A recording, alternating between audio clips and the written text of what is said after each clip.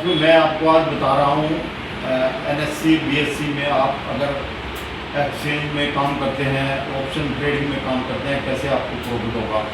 मैं आपको समझा रहा हूँ कि आप कभी भी दूर की कालों को मत पकड़ो, उसको सिर्फ लास्ट वाले दिन पकड़ो जिस दिन उसकी एक्सपायरी हो।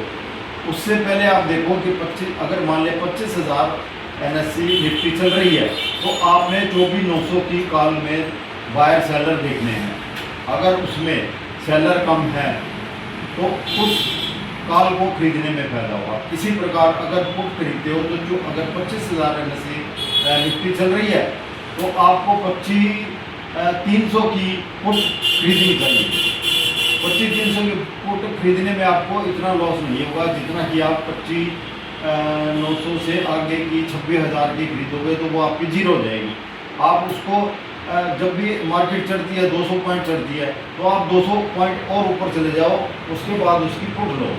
पुट लेने से आपको उसकी प्रीमियम घटता चला जाएगा, आपको लॉस बहुत कम होगा। जैसे 25,000 चल रही है तो आप 25,300 की पुट लो। पुट में आपको देखोगे आपको पैसे जरूर ज़्यादा लगेंगे आपको, मगर आपको रिस्क फ्री काम होगा। ऐसे ही अब आप जब मार्केट चढ़ती है आप उसमें देखो कि निफ्टी में 25,000 चल रही है तो आप 24,800 की कॉल में सेलर बायर देखो। अगर उसमें सेलर ज़्यादा है तो आप उसकी पुट खरीद सकते हैं या कॉल बेच सकते हैं। फिर आप उसको 25,400 की कॉल को बेच सकते हो।